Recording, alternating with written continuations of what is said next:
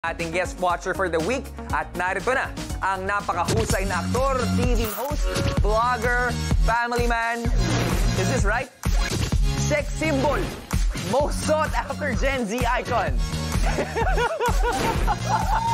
And comedy legend, the one, the only, Bayani Agbayani!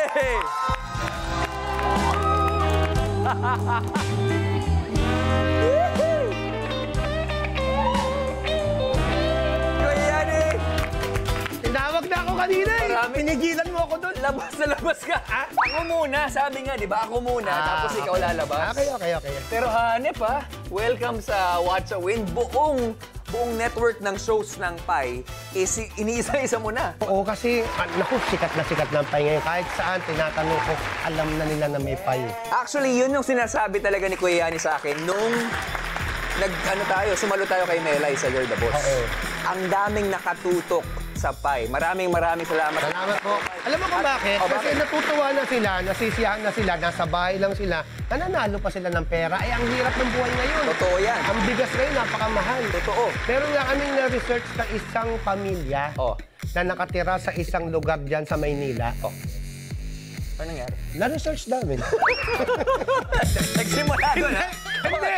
Sila lagi nakatutok sa payo na yung trabaho nila. Handa ka na ba sa kakaibang view-win experience natin? Iniisip pa lang tong show na to, nakahanda na. Siyempre, Bayani Agbayani to eh. Nakasalalay sa'yo yung ating jackpot prize, ha? Lalong-lalo na mga katropa talagang tutok na tutok para manalo at sana ikaw rin dumami yung mailagay mong pondo sa loob ng ating jackpot prize. Mga katropa, ito na yung pagkakataong buong linggo, puro salapi ang darating sa tahanan niyo. Yan. So makakaasa kami, ngayon pa lang Monday, 10,000 pesos ang ibibigay mo sa Biyernes.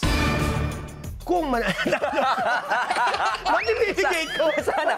May pressure. Mamaya. O, tingnan natin. Ako pa mag-abono dyan. Sana galingan natin lahat.